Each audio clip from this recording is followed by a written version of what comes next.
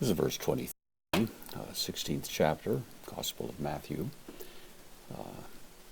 Peter has just made his Caesarea Philippi confession, and Jesus commends him for that. But then when Jesus begins to explain the meaning of the content of the confession, "You're the Christ," never entered the minds of the disciples that would imply suffering, which is precisely what Jesus begins to describe to them. And Peter, of course, probably a little bit inflated with the commendations he's received, now is going to instruct Jesus as to the meaning of his confession. And so we have that in verse 22, Kai proslambomenos. This is from proslambano.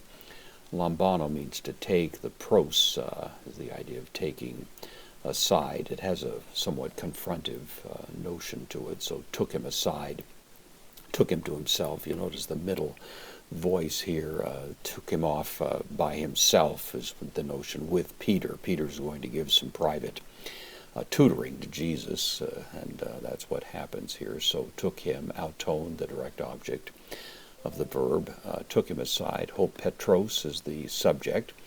So Peter took him aside. Ergzato, this is from archo or archomai, means to begin. Archo means to rule.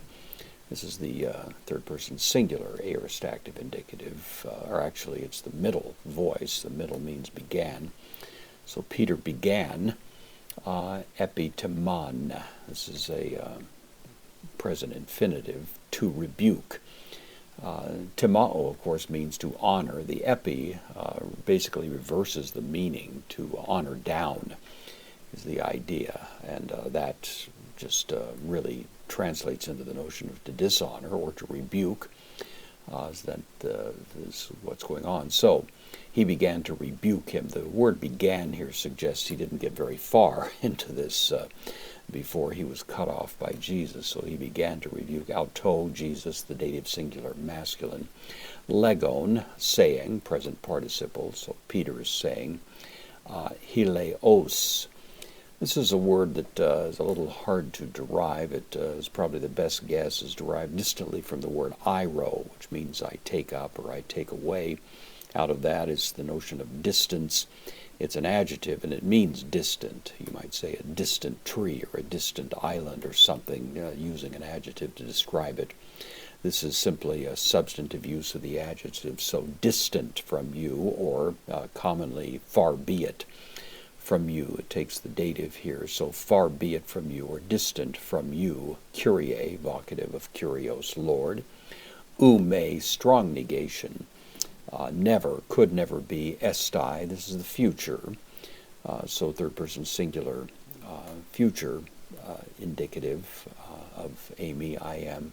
It could never to you, soy. This could never happen to you. This will never happen to you. Peter here predicting the future and hoping to correct what he views as Jesus' misguided understanding about what lies before him in terms of the suffering that Jesus has just now described to them.